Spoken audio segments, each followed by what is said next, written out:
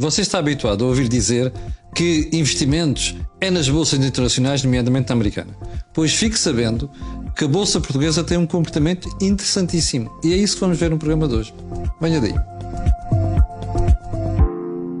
Então seja bem-vindo a mais um Pé de Meia. O Pé de Meia é aquele programa aqui do canal A Cor do Dinheiro onde nós tentamos ajudá-lo a poupar, mas não é para meter o dinheiro embaixo do colchão. E não é para pôr só em depósitos a prazo. Ok? É para investir e ter uma boa rentabilidade a prazo, sobretudo pensando em soluções de longo prazo em matéria de investimentos. Ora bem, antes de irmos ao tema desta semana, deixe-me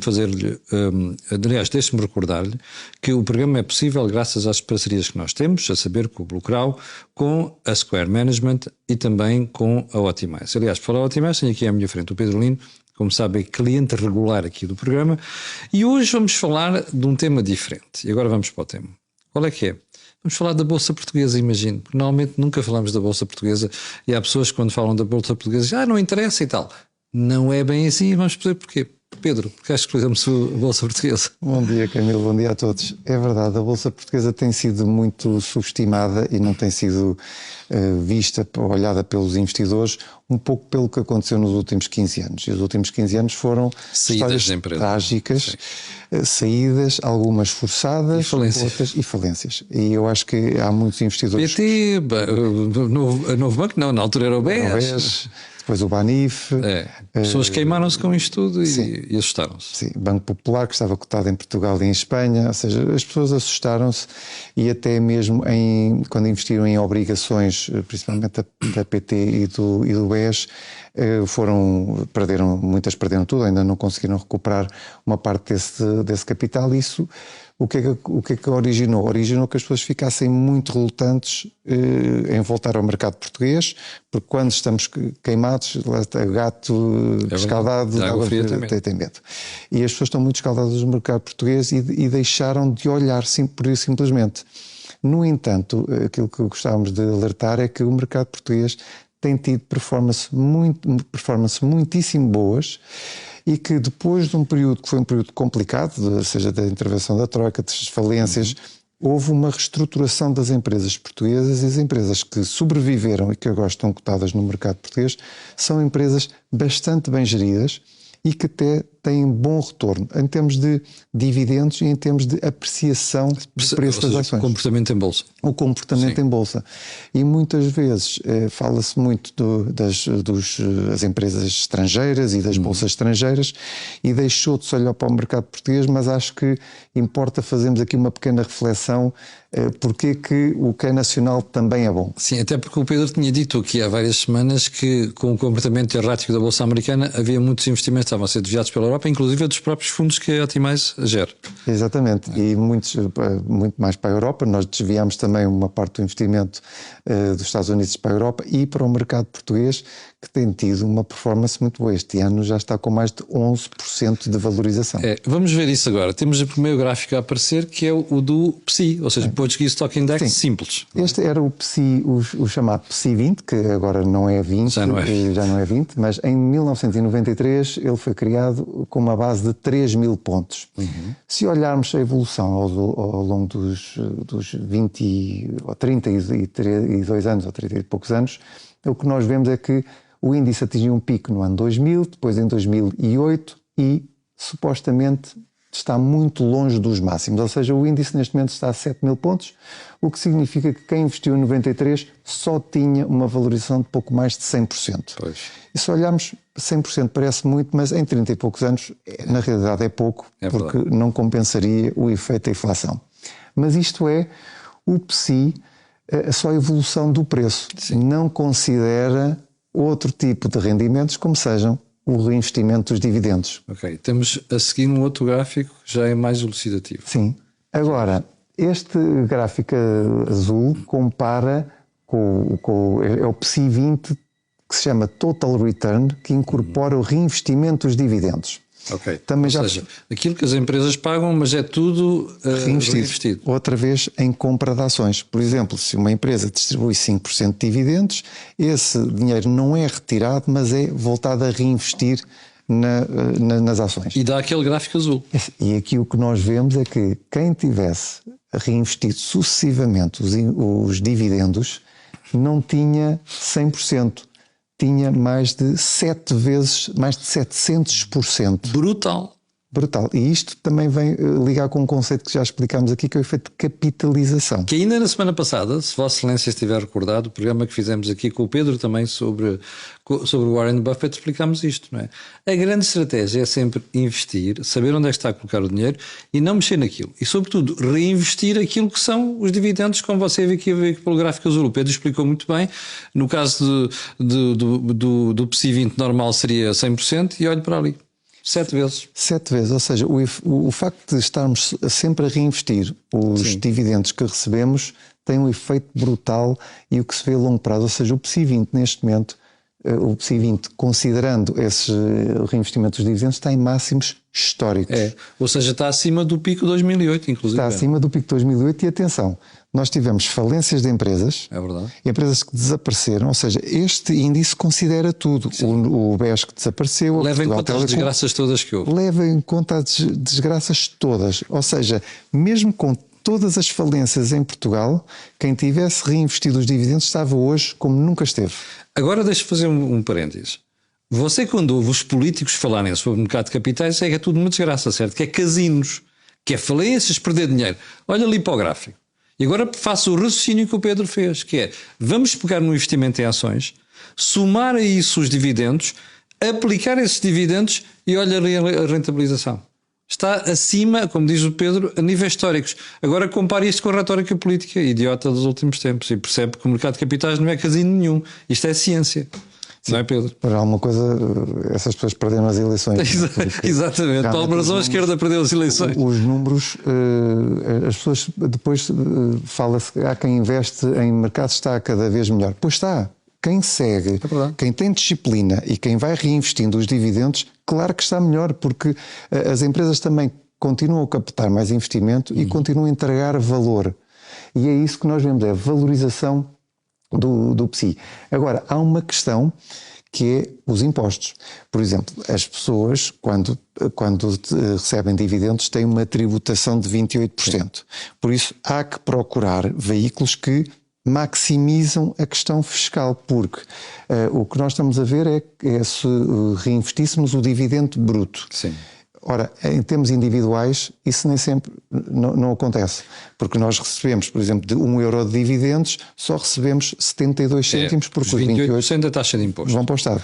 Pedro, mas é possível minimizar este custo fiscal? É possível minimizar esse custo. Vou explicar às pessoas como. E há vários fundos de investimento que investem em Portugal e os fundos de investimento portugueses que investem em Portugal estão isentos da tributação de impostos, ou seja, quando recebem os dividendos das empresas, porque as empresas já pagaram os seus impostos, o fundo de investimento não paga.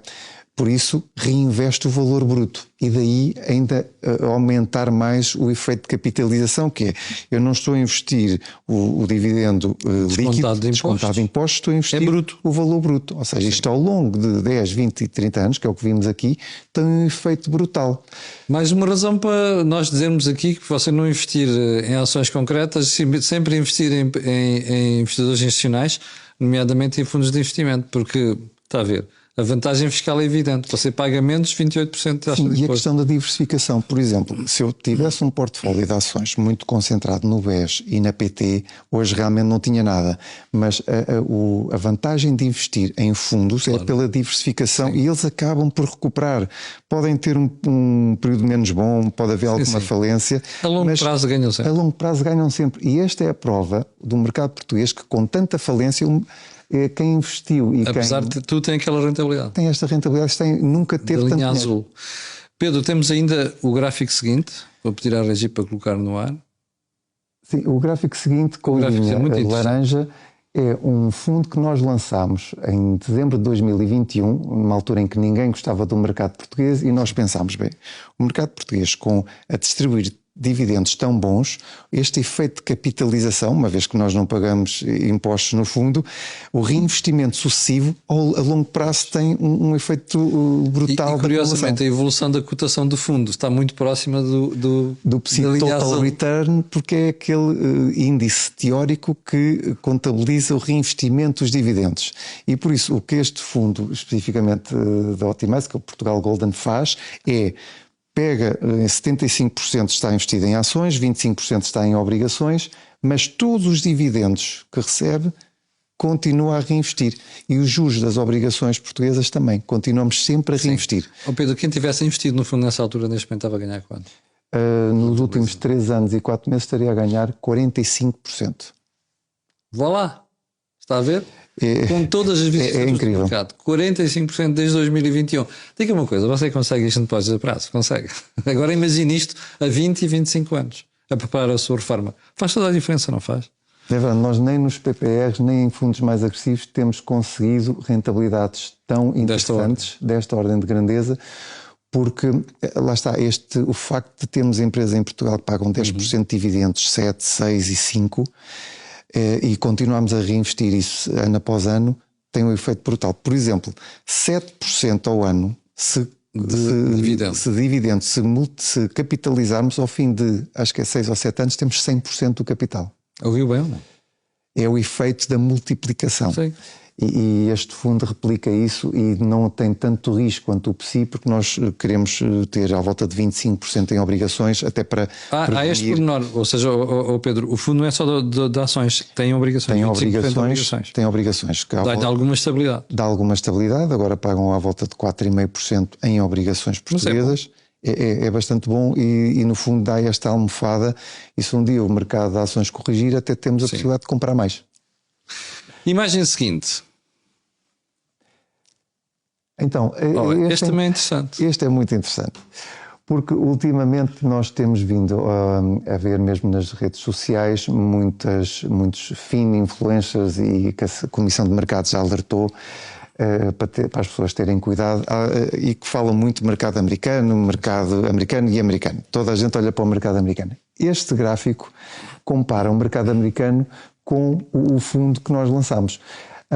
A laranja é o mercado americano, S&P. é o S&P 500, e a branco temos o fundo Portugal Golden Opportunities, que no fundo acumula os dividendos e que é o que falámos há pouco.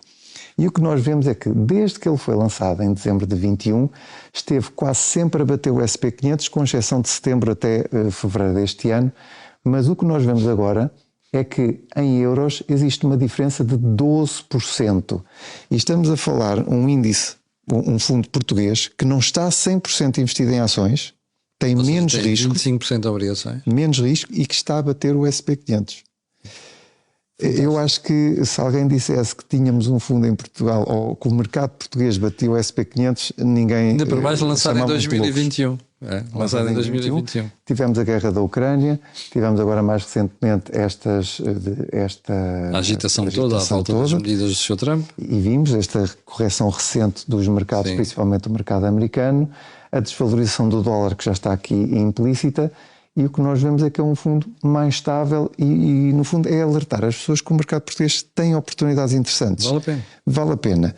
Não devemos estar a fazer uma seleção individual, porque o mercado português, para sermos honestos, tem à volta de 14, 15 empresas que são possíveis. É muito pequeno. Por isso, em vez de estar a escolher uma ação específica, pode, como aconteceu no passado, acontecer um desastre, se bem que eu agora acho que as empresas reestruturaram-se e estão bastante mais sólidas, mas um fundo, como se viu, do mercado português, com todas as desgraças, está em máximos históricos. Dá aquele valor. Pedro, nós temos ainda o último quadro, que é o quadro das empresas que pagam dividendos, salvo erro. Que este é que é o justificativo. Porque que esta diferença entre um fundo que reinveste e até o SP 500 ou até um fundo que estivesse a distribuir dividendos. Sim. Que é a tabela dos dividendos. No fundo é a rentabilidade das empresas através dos dividendos. Mas há ali números muito interessantes. Por exemplo, a nós paga a cotação de hoje, isto é tudo a cotação de hoje, paga 10,8% ao ano. Atenção, este é o valor bruto. Claro. Quem investisse a título individual... Sim, vale a pena não se esquecer da questão dos fundos de investimento, que é a forma de poupar aqui nos impostos. Sim, e que sejam fundos de investimento que acumulem, que não distribuam. Exatamente. Porque se distribuírem também estão sujeitos Mas isto é a prova de que reinvestindo os dividendos, depois dá aquela rentabilidade que nós estivemos a falar. EDP quase 6%, a REN 5,5%, a Ibersol, que é a dona da Pizza Hut e do Kentucky Fried Chicken, 5,4%, a própria Sonai 5,8%, a Altri e a Navigator são empresas de pasta de papel. Sim, praticamente só há duas empresas que não compensa se fosse investir diretamente por causa da questão da inflação, mais nada. Sim, o resto. Mas há aqui uma questão, por exemplo, o BCP, a Galp e o CTT têm programas de recompra de ações. Ou seja, para além do dividendo, temos empresas que estão a retirar ações de circulação e isso também faz com que o preço suba. Por isso temos que olhar que o mercado português hoje tem empresas que finalmente estão a seguir a doutrina americana, que é recomprar ações e valorizar o preço. Couriosamente é uma daquelas conversas que o Francisco Carneiro faz sempre assim, que ele diz que não investe nas empresas que estão sempre a pedir aumentos de capital. Não, estas agora... Aqui é o contrário. Lá está, o mercado português nos últimos anos mudou, até porque as equipas que estão à frente das empresas mudaram e têm outro tipo de maturidade e conhecimento. Por isso, o que eles querem entregar valor aos acionistas. Claro. Isso faz-se através de dividendos, através de ter uma estrutura, um balanço sólido, mas também a recompra de ações. Por isso, às vezes, podemos ver que o CTT tem um dividendo baixo, mas é porque uma parte do dinheiro eles estão a usar para recomprar ações. E esta é mesmo a justificação porque que eu acho, na minha opinião, o mercado português é muito interessante. E o facto de termos ações que distribuem muitos dividendos ajuda a que, se por acaso acontecer algum problema, imaginemos temos um pico nas taxas de juros e o mercado corrige. Isto serve como um colchão, como uma almofada que nenhum outro mercado tem. Exatamente.